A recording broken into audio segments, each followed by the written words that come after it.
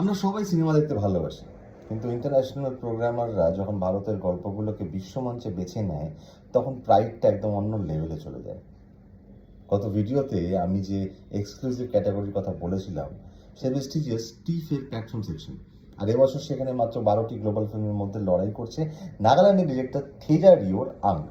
1960-এর দশকের রুক্ষ নাগাল্যান্ডের ব্যাকগ্রাউন্ডে একটি গ্রামের শেষ হেড হ্যান্টারের নিজের আইডেন্টিটি ধরে রাখার এক অসাধারণ ইমোশনাল গল্প এটি। থেজা রিও প্রুভ করেছেন রুট লেভেলের অথেন্টিক গল্পই সব থেকে পাওয়ারফুল গ্লোবাল সিনেমা তৈরি করতে পারে।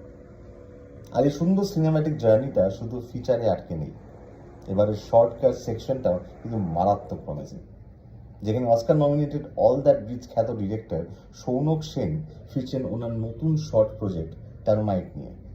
টিফ প্রোগ্রামার্স আসলে সিনেমার বাজেট দেখেন না, তারা শুধু ইউনিক এবং খাঁটি মানুষের ইউনিক ভয়েস খোঁজেন।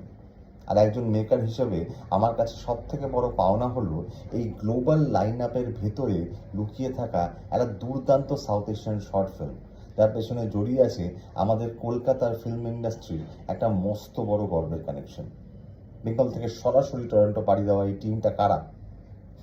ইন্টারেস্টিং কেসেস থাকলে কমেন্টে জানান, আর ফাইনাল পার্টটা দেখার জন্য রেডি থাকুন এই স্যাটারডে। সঙ্গে থাকুন।